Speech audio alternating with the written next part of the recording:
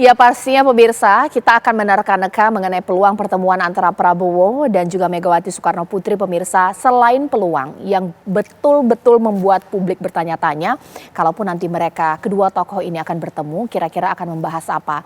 Apakah hanya formalitas saja ya, namanya momen lebaran ya, halal bil halal seperti itu. Ataukah mengenai power sharing atau juga berkoalisi?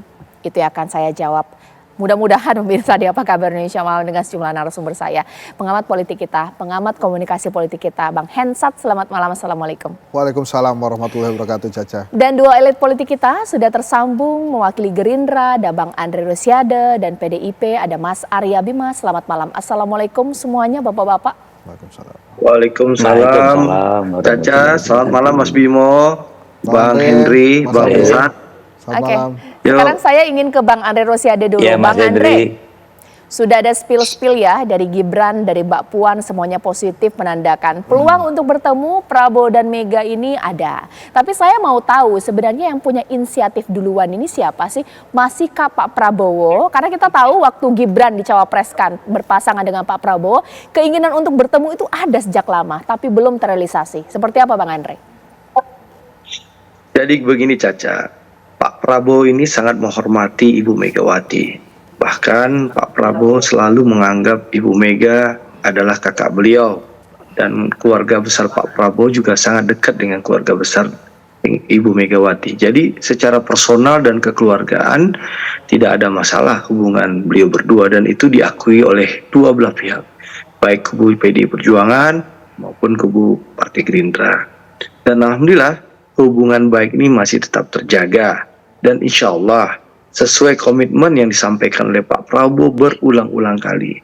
Seandainya mandat diberikan oleh rakyat kepada saya akan mengajak seluruh kekuatan yang ada untuk bergabung bersama-sama untuk membangun Indonesia. Karena kita punya semangat gotong royong, semangat kebersamaan untuk membangun Indonesia secara bersama-sama. Tentu harapan Pak Prabowo ya kita bisa segera bertemu dengan Ibu Megawati. Seperti itu Caca. Jadi memang lagi Pak Prabowo ya kita semua, saya rasa seluruh rakyat Indonesia menginginkan bahwa setelah kontestasi ini para elit harus kembali bertemu karena Pak Prabowo punya keyakinan salah satu negara bisa maju itu kalau elitnya rukun dan kompak. Dan harapan kita setelah momentum lebaran ini seluruh elit bisa bertemu, ya pemilu sudah selesai, saatnya kita kembali bersatu, bergotong royong bersama-sama membangun Indonesia. Baik, saya mungkin ingin ke Mas Arya Bima ya. Nah ini kan sebenarnya sinyal positif untuk bertemu itu sudah ada sejak lama. Nah dari Bu Mega ini sendiri seperti apa? Benar-benar akan terrealisasi atau jangan-jangan ini agak susah juga ini ya. Kita kan nggak tahu keputusan MK seperti apa. Mas Arya Bima.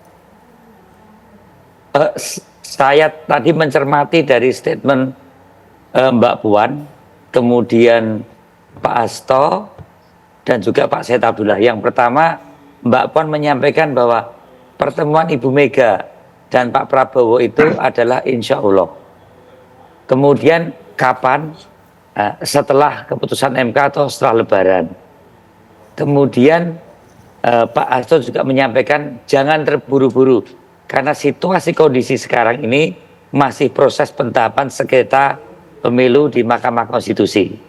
Jadi saya melihat bahwa pertemuan itu pasti akan ada karena Pak Prabowo dan Ibu Mega itu tidak pernah ada masalah yang sifatnya pribadi. Dan tadi juga disampaikan bahwa kehendak publik ada kecenderungan keduanya akan senang kalau antara Pak Prabowo dan Ibu Mega itu bertemu. Tentunya pertemuan itu akan menjadi sangat berarti kalau tidak hanya sekedar bicara apa itu bagi-bagi kursi, ya, bagi-bagi kekuasaan, ya. Sementara banyak masyarakat yang saat ini dulu pernah ikut berjuang dalam platformnya Pak Prabowo dan dalam platformnya Ibu Mega. Ya. Ini merupakan satu yang harus dilihat sebagai satu dinamika yang mempunyai cita-cita yang luhur, yang mempunyai cita-cita untuk sesuatu proses kita berdemokrasi. Intinya, kalau toh ada pertemuan, rakyat tentunya menghendaki pertemuan itu tidak sekedar untuk kepentingan yang menyangkut kepentingan-kepentingan yang sangat jangka pendek dan sangat pragmatis, mengabaikan suatu kepentingan yang lebih besar, ya, dengan membuang hal-hal yang sebenarnya Pak Prabowo juga tahu kok, ya. PDI Perjuangan dan Bu Mega tentunya juga tahu persis bagaimana hal-hal yang harus dijunjung tinggi dalam nilai-nilai kerakyatan yang sejati dalam proses demokrasi kemarin. Tapi sekali lagi, bahwa pertemuan itu selalu baik, apalagi kedua beliau ini adalah negarawan. Tentu pertemuan itu mempunyai tujuan yang baik. Dengan adanya pertemuan tersebut dengan tujuan yang baik, maka saya akan cenderung melihat dengan bertemu, maka akan ada kesepakatan-kesepakatan yang tentunya bisa diambil dan saling menghargai untuk menghargai saling bersikap. Oke.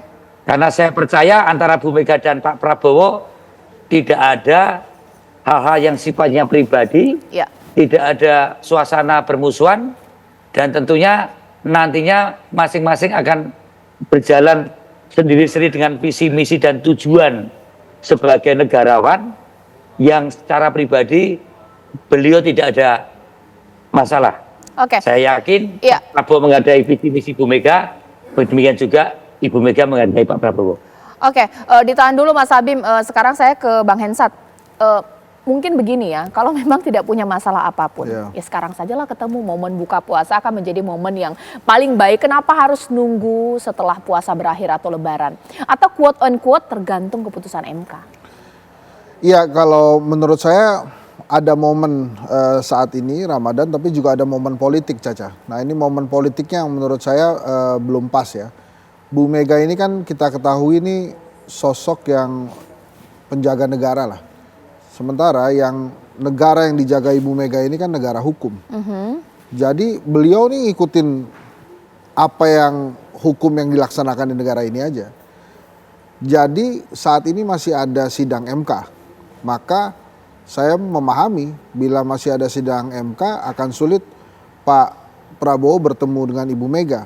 Bukan karena menang kalah atau karena siapa yang diuntungkan dari sidang MK, tapi tentang proses hukum yang dijaga oleh Bu Mega tadi. Tentunya akan berbeda maknanya bila Ibu Mega bertemu dengan Pak Prabowo pada saat sidang MK berlaku. Pada saat sidang MK berlangsung.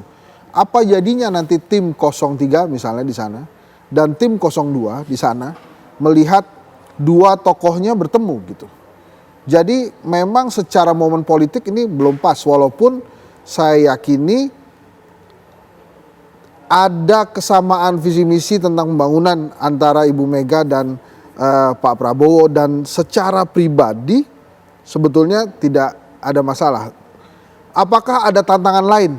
Iya, challenge lainnya ada yang sangat mungkin kemudian menghambat pertemuan Prabowo dengan Ibu Mega bila variabel ini tidak diselesaikan dulu oleh Pak Prabowo, gitu kira-kira.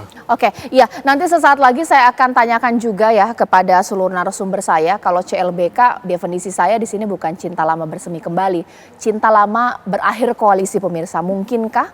Lantas kalau pada akhirnya berkoalisi, apa yang dipertontonkan kepada masyarakat Indonesia dari kontestasi Pilpres hingga sidang MK? Teatrikal Braka, pada akhirnya mereka akan guyup juga sesaat lagi.